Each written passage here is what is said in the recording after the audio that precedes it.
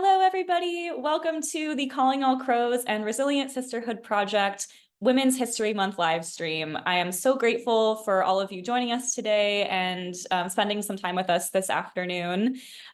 We are so excited to jump into this live stream with the Resilient Sisterhood Project. They are an incredible organization, and I'll let the staff sort of introduce themselves and talk about the work they do.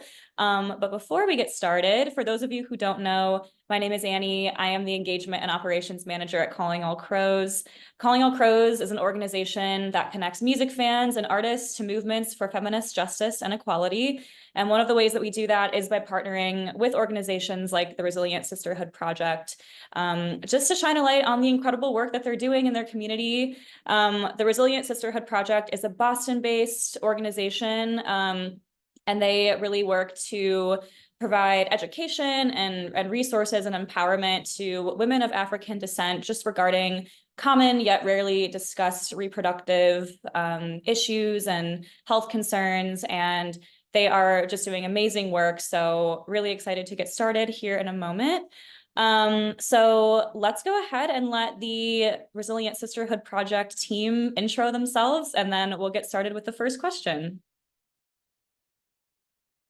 Amazing. Thank you, Annie. My name is Chloe. I'm the Social Entrepreneurship Co-op here at Calling All Crows, and I'm also a student at Northeastern University in Boston.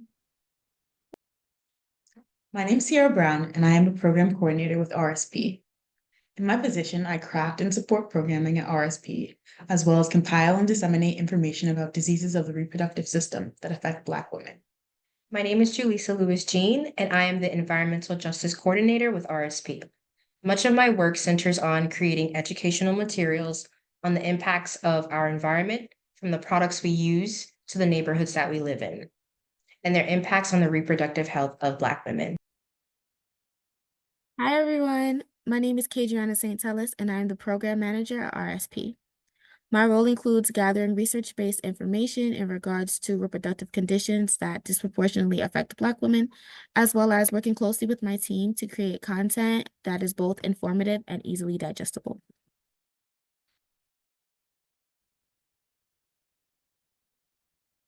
Hi, my name is Liz, and I'm the Data Manager at the Resilient Sisterhood Project.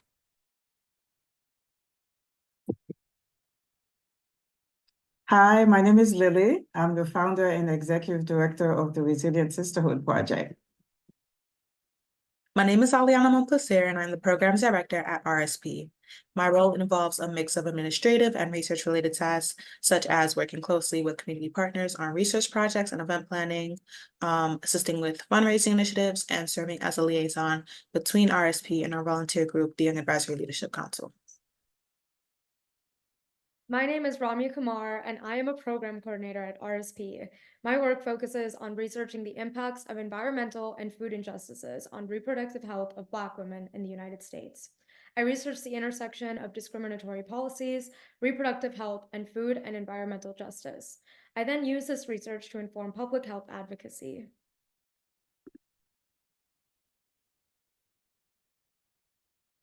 Hello, my name is Katie Duran, and I'm the Communications and Operations Director at RSP. I perform administrative duties, including bookkeeping and payroll, as well as creating and reviewing external communications.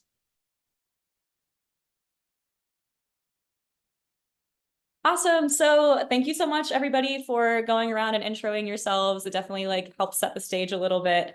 My first question is going to be for Lily. Lily, I was wondering if you could talk a little bit about the founding story of the Resilient Sisterhood Project, and how your work uniquely addresses the needs of your community.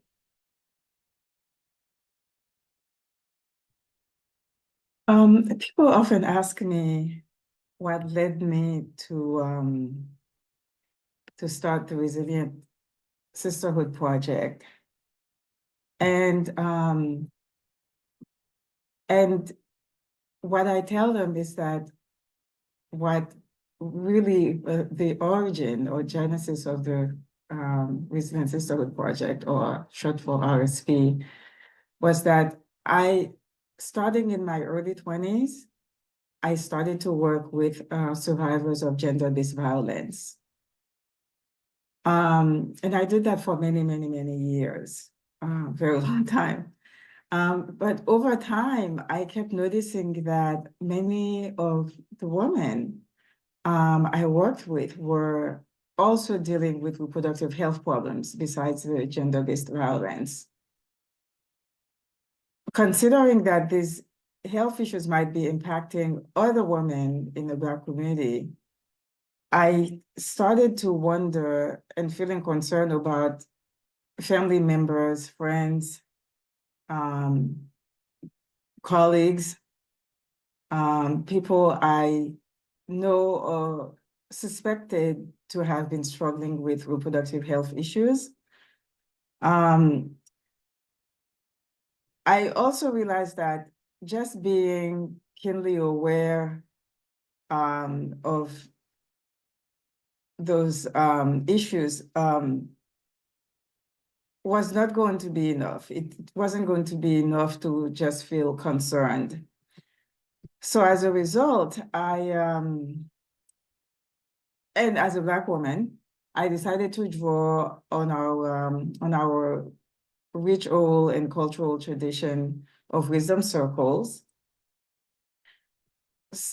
So I made a long list of names and invited some close family members, friends, colleagues to gather in circles, or if they wanted privacy, I gave them the option to speak one-on-one with me about their experiences with their reproductive health issues.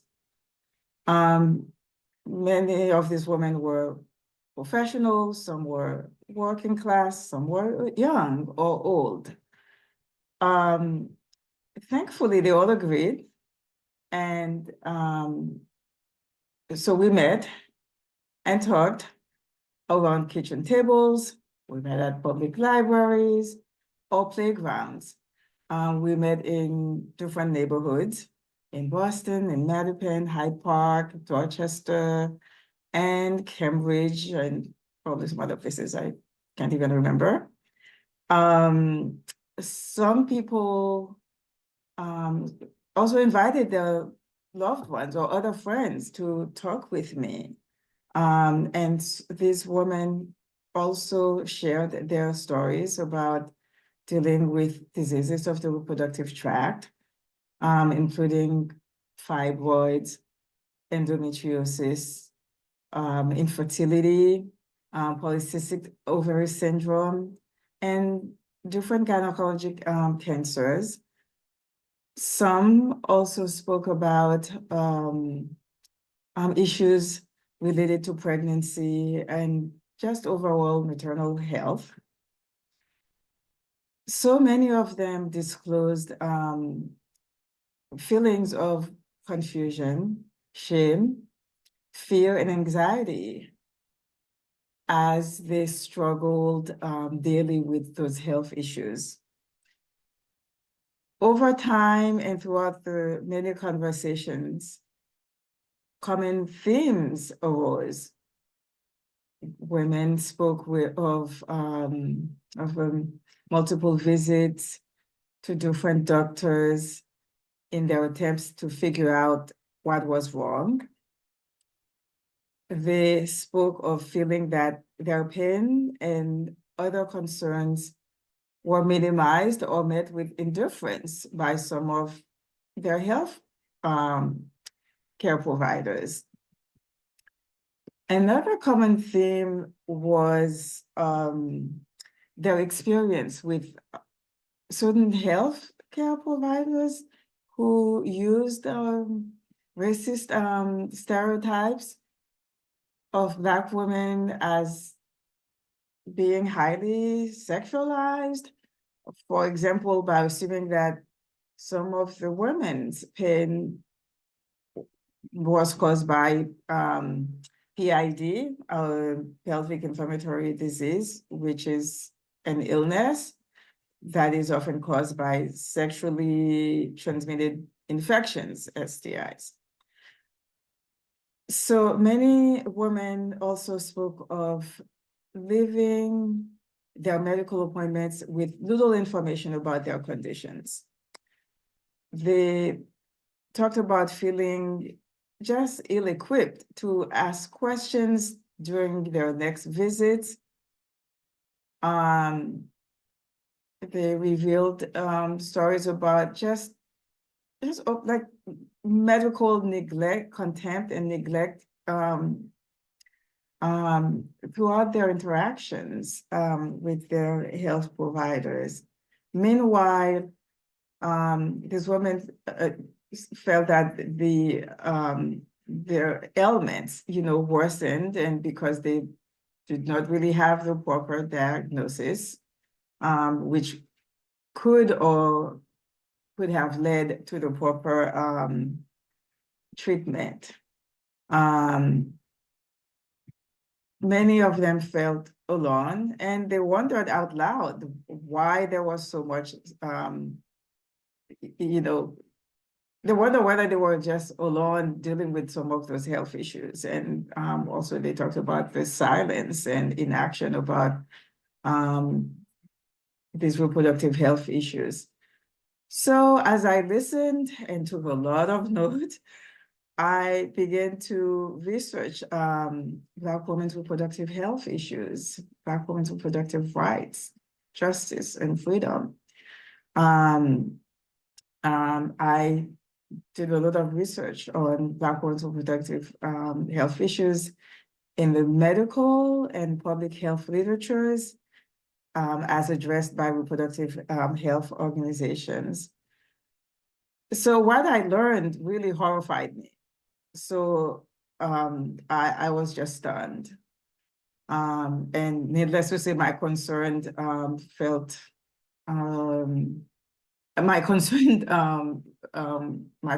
were just amplified. And so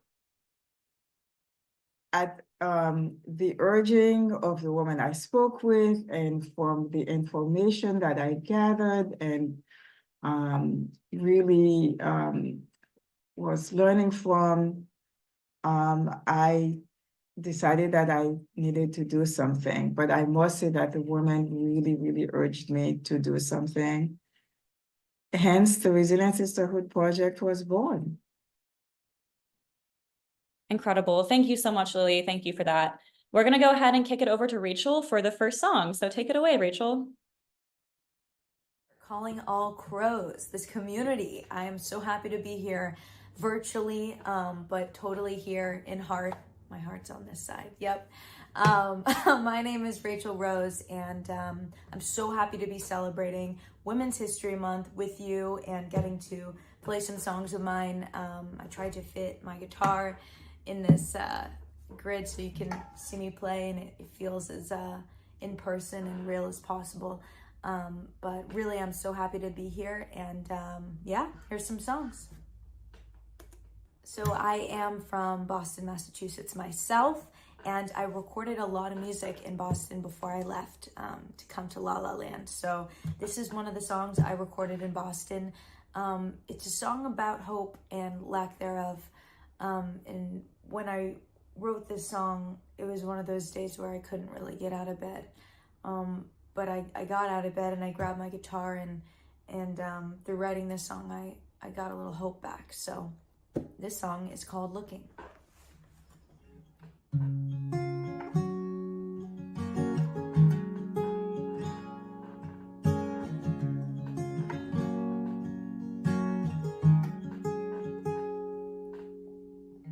I've been looking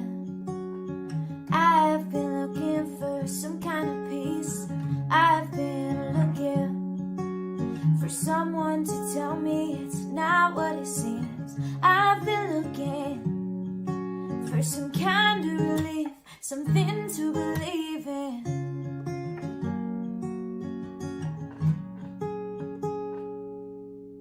I have been looking for you in every room. I had the loneliest June. I am in bed and it's noon. I cannot move. I'm trying to find out my truth. Time is a joke. Every day is a lifetime. Every song is a lifeline. Every moment's the right time. I think it's time that I skydive. Finally freaking let go, surrender my soul. I know I don't have control. I don't see ghosts, I can see God in the smoke. Without the rain, there's no boat. I've been looking for some kind of peace. I've been looking for someone to tell me it's not what it seems. I've been looking for some kind of relief, something to believe in.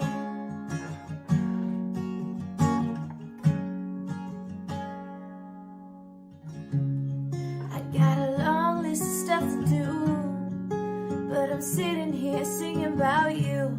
I know that I'm a romantic. Girls think that I'm smooth, but I'm frantic. I'm freaking out inside. Forgot my name looking in her eyes. Forget my pain when she's by my side. In her breath is my lullaby. I don't know who I am, but I know who I'm not. And every day I'm getting closer to God.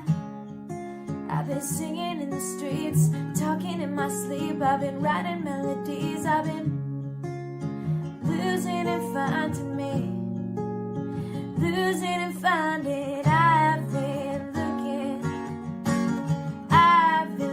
for some kind of peace. I've been looking for someone to tell me it's not what it seems. I've been looking for some kind of relief, something to believe in.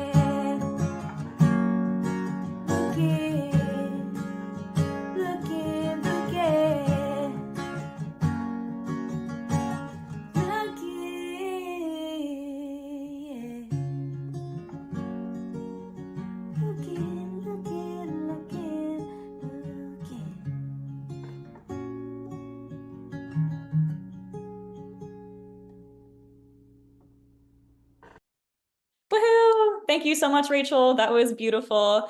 For the next question, this one's for Eliana, and I was wondering if you could tell us a little bit about your art exhibit. It's called Call and Response, a narrative of reverence to our foremothers in gynecology, and the unique way that weaving art into your programming and education has sort of made an impact on the people that you work with.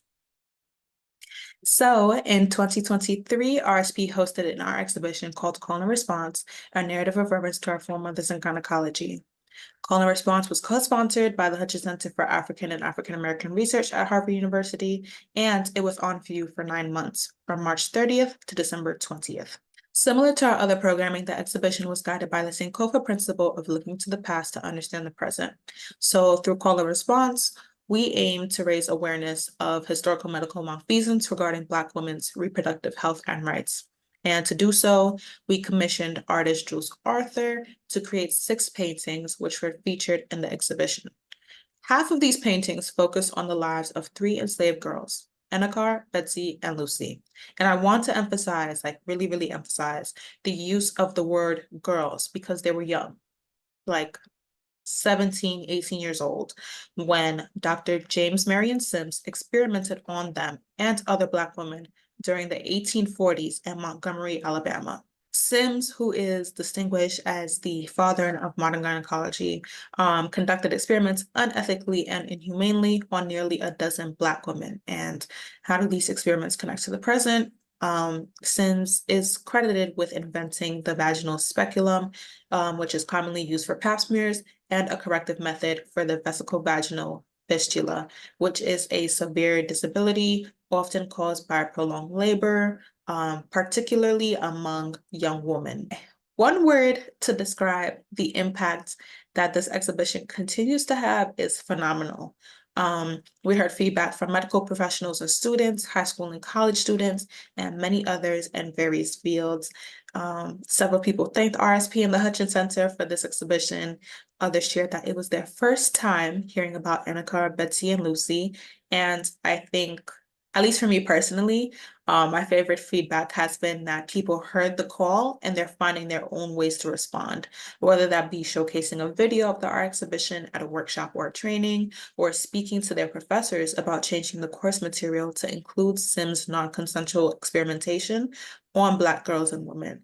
And, on behalf of the RSP team, we are all so thankful that call and responses, critical messages resonated with visitors and are being translated into education and advocacy. Awesome. Thank you so much, Ileana. And for those of you listening, definitely check out the Resilient Sisterhood Project's website. There's a little bit more info on that art exhibit. It's super interesting, and you can see photos and just learn a little bit more about the pieces. So awesome. So yeah, and then let's go ahead and kick it over to Chloe for the next question. Yeah. Okay. Next question is, what is your biggest motivator in doing this work?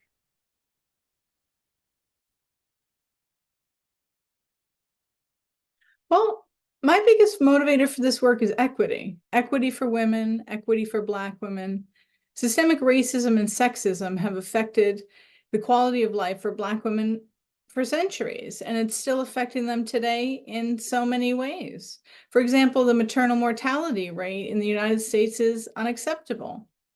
For Black women, it's 3 times higher than the maternal mortality rate for their white counterparts, which is also unacceptable.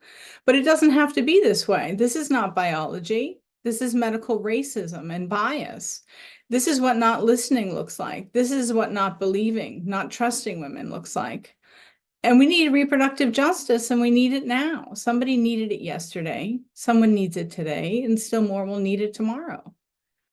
And RSP is going to do what we can to make sure that Black women and girls are empowered to take control of their reproductive health, to educate themselves and advocate for themselves and each other. And for me, it's all about equity.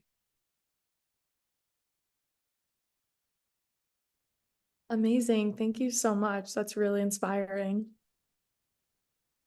Great. Thank you so much, Katie. And now we're going to hear another song from Rachel. So take it away, Rachel. So I told Annie I wouldn't play too many sad songs today because I definitely don't want to bring anyone down. But I do want to play this one because it's a song on my album that I just put out, and it's a very special song to me. And I just love playing it. So hopefully this doesn't make you too sad, and I promise the next one will be a little happier.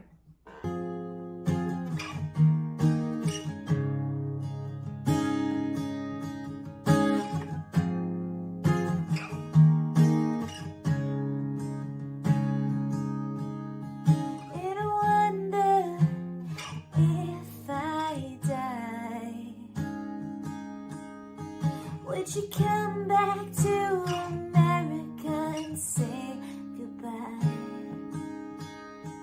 In a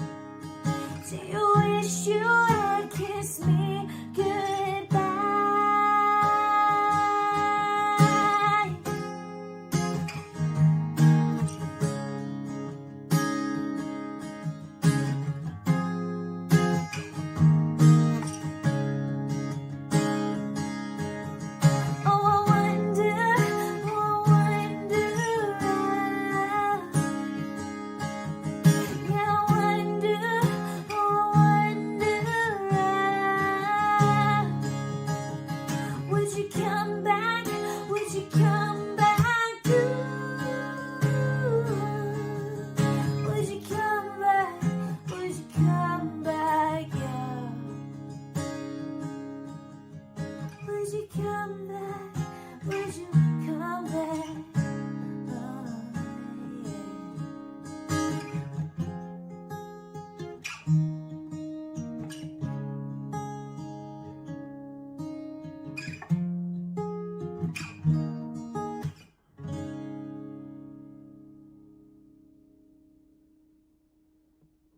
Awesome. Thank you so much, Rachel. Next question for the Resilient Sisterhood Project team is, what are some of the projects that you've been working on recently?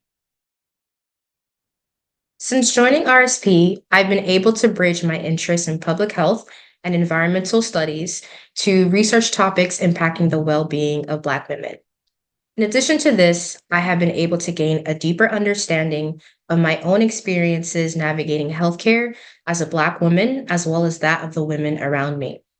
Currently, I am performing research on the historical use of body odor to marginalize people of color and its impacts on personal hygiene in the Black diaspora.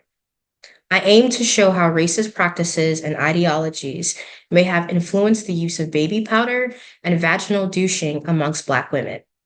This research will not only be used to inform a blog post about my own experiences with personal hygiene growing up in an Afro-Caribbean household, but will also be used to initiate conversation amongst Black women about their own experiences. I have also been working with RSP to create a webpage on the impact of chemicals found in food, cosmetics, and more on maternal and infant health. This webpage will contain information on ways individuals can reduce their exposure to these chemicals, as well as how to navigate limited access to healthy and organic foods. My time at RSP has been a motivating and learning experience, and I am excited to continue the work and advocating for the reproductive health of Black women. Since I started as program coordinator this January, I've learned a lot through the projects that I've taken on. This work has informed how I think about my own reproductive health as a Black woman and changed some of my own habits. Most of my projects have been related to information dissemination and planning for future RSP events. And so in the vein of information dissemination, my first project was related to microplastics and understanding how seemingly innocuous practices in our day-to-day affect our health and the health of our ecosystems. I've also taken a deep dive into the way that we understand women's pain and pain related to reproductive health conditions through a series of social media posts related to pain perception and roadblocks to receiving care. I've also worked on informational projects related to infertility, abortion, and advocacy. In addition, I've been working with the team at RSP to help craft and plan programming for the upcoming year. We have a lot of exciting and important events on the works related to maternal mortality and its effects on the Black family, reproductive disease advocacy, and many more. So in my short time at RSP, I've been extremely lucky to work with a talented and dedicated team. Part of what makes my time here so rewarding and what has made my time here so rewarding is getting to work with so many people who care profoundly about the issues facing Black women and how we can be a part of their solutions. Looking forward, I'm excited to continue our outreach in the Boston community and facilitate programming that reflects our commitment to addressing the issues of reproductive health. Beautiful. So cool. Once again, if you want to learn more about the programming and the projects and all the goings on at the Resilient Sisterhood Project, please check out their website. We'll have that in the comment section as well. And Chloe, we'll kick it over to you. Awesome. I was hoping you'd be able to tell us more about the legislative work you do, and some of the bills you've been working on recently. Within my role as a program coordinator at RSP, I represented RSP by testifying in a hearing on November 14th, 2023 at the Massachusetts State House for an act relative to toxic-free kids, a bill that intends to ban toxic chemical exposures amongst children. In collaboration with RSP's community partner, Clean Water Action, my role as an RSP representative at this hearing was to spotlight the importance of centering social justice in environmental legislation. My research-informed testimony discussed the general bodily effects of toxic chemicals, many of which are endocrine-disrupting chemicals that affect the natural functioning of hormones and other systems in the body. I also advocated for increased awareness of the racism and structural inequalities that can cause disproportionate environmental contaminant exposures amongst children from marginalized groups. Additionally, I spoke about the health disparities that are exacerbated by discriminatory legislation that increases toxic chemical exposures amongst Black, Indigenous, and Hispanic children and communities in the U.S. This equity-centered testimony served to highlight the fact that Black and brown girls in the U.S. face more environmental contaminant exposures compared to the general population due to many reasons, including toxic chemicals and hair care products that are targeted to them. Legislation addressing this exposure can target reproductive health risks of environmental contaminants, such as early puberty, infertility, and fibroids. In this project, I work alongside scientists and public health activists to encourage legislators to incorporate social justice in environmental legislation. Another aspect of the legislative advocacy I'm currently working on is in collaboration with Bay State Birth Coalition, an organization dedicated to increasing access to midwifery services. I recently wrote a letter on behalf of RSP in support of an act promoting access to midwifery care and out-of-hospital birth options. Black and Indigenous women have significantly increased risk for adverse reproductive and maternal health outcomes compared to the general population. Our letter supported this legislation because historically, midwives have played an integral role in addressing these health inequities by providing safe, high-quality, equitable reproductive care to women from marginalized communities. This letter was also informed by my experiences working at a community health center that included midwives in the clinic's healthcare team. The patient population was majority Black and brown, and several patients who requested midwives felt more comfortable when a midwife was incorporated into their maternal healthcare team alongside physicians and nurses. The letter advocated for this increased integration of midwives into the healthcare workforce across Massachusetts in order to allow insurance policies to cover midwifery. This can then increase access to midwives, especially for low-income populations. RSP is dedicated to supporting legislation to address reproductive health care disparities and promote health justice. Thank you so much. Awesome.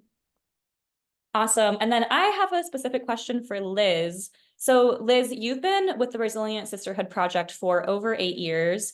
I was wondering if you could tell us what attracted you to the Resilient Sisterhood Project and what keeps you involved. Something that Lily, our founder and executive director, often says is that the plight of one woman is the plight of all women. And that principle has always resonated with me so deeply because it recognizes the importance of the interconnectedness of women's experiences and the shared challenges that we face. And so I feel proud to be part of an organization that truly embodies and values this. RSP holds an unwavering commitment to reproductive education and justice for Black women, and I've always firmly believed that education and advocacy are some of the most powerful tools for driving meaningful change. And so I feel a deep sense of gratitude to be part of a team that works to transform the ways in which we approach women's health and wellness. Awesome. So cool to hear your story, Liz. Thank you so much. And our very last question is for Kadriana. For people listening in at home, how can they do more to support your work? You can help support RSP by engaging with our content, which includes sharing, liking, and commenting. You can also attend and participate in our seminars, webinars, and other community events. RSP's long-term goal is to help people participate in conversations in regards to diseases and conditions of the reproductive system. On our end, we share well-researched information about these conditions through a cultural and social justice lens. We also look at intersections between environmental justice and reproductive health, medical racism, food justice, and more, all in efforts to equip others with information that allows people to engage in these conversations, especially about conditions that disproportionately affect Black women. On your end, what you can do to help support RSP is to expand your knowledge about reproductive health and the injustices that are present so that, as a collective, we can continue to call for a change. You can learn more about reproductive conditions, including uterine fibroids, endometriosis, polycystic ovary syndrome, and more on our website, www.rsphealth.org. Their work. We'll have all of their links in the comments and description. And we're going to hear one more song from Rachel, but thank you all again so much for watching, and we'll see you soon. Thank you, Annie, for having me. All right. song about what it feels like to feel so infatuated with someone. It might be love. You're just dancing in the palm of their hand.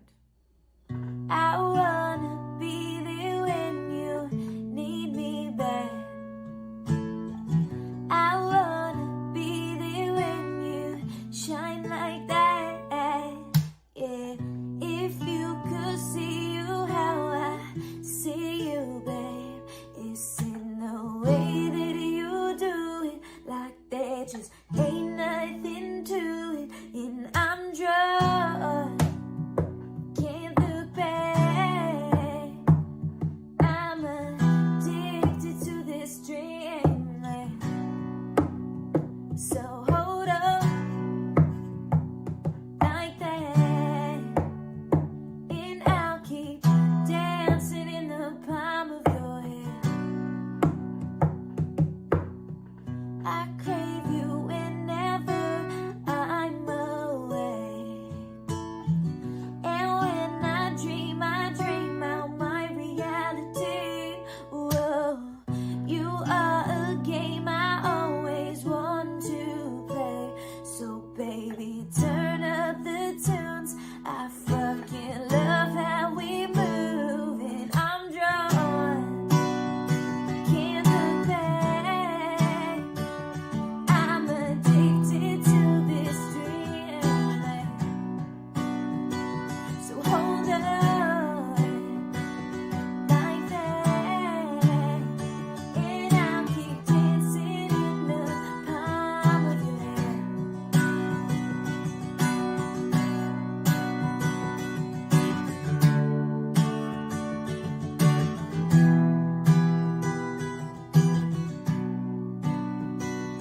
It scares me to need you. I'm naked in the pouring rain, and I won't leave you. Just please do keep me drying, baby, keep me safe. 'Cause I'm drunk, I can't look back. I'm addicted to this dreamland, so hold on like that, and I'll keep dancing in the palm of your hand, so hold on like that, and I'll keep dancing in the palm of your hand.